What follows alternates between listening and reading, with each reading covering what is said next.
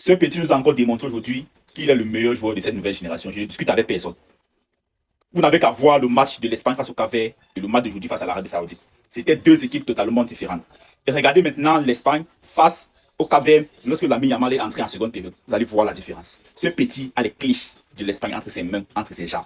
Notez cela. Parce que quand je vois certaines petites personnes venir s'asseoir pour raconter comme quoi c'est Dumfries qui va venir arrêter Lamine Yamal. Vous êtes sérieux? Vous pensez réellement que c'est Dumfries qui va arrêter ce petit? Vous avez vu son match aujourd'hui et il faut noter qu'il n'était pas en grande forme parce qu'il sort de blessure. Donc, où il est en pleine récupération. C'est pour ça que vous avez vu là justement jouer une seule mi-temps. Après, il est sorti pour permettre aux autres de jouer et de récupérer rapidement. La suite de la compétition s'annonce très brutale. Oui. Vous avez beaucoup parlé, vous avez trop vite parlé. Je vous ai dit, calmez-vous. Le génie n'est pas encore sur place. Respectez.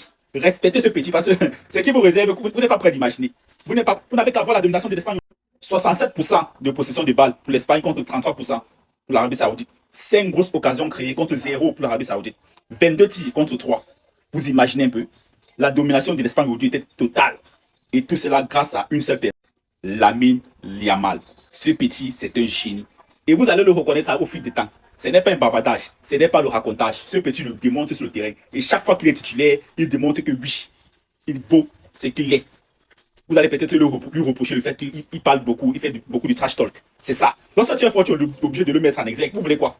Le point, c'est que vous pensez que les gens qui sont forts doivent toujours forcément être humbles. L'humilité n'est pas obligatoire. L'humilité n'est pas une obligation. Si tu es fort, tu dis que tu es fort et tu le prouves sur le terrain et il l'a prouvé. C'est largement suffisant.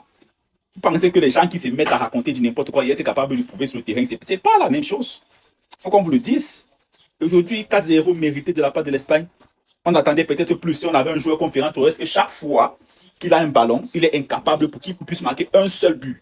Ça veut dire qu'il a 10 occasions. C'est fatigant, Torres. On ne peut pas évoluer comme ça. Tu as un ballon face à face. Qu'est-ce qui t'a manqué? Tu avais deux options. C'est soit tu piques le ballon, c'est soit tu prends à gauche ou à droite. Tu avais plusieurs façons de pouvoir gérer ça.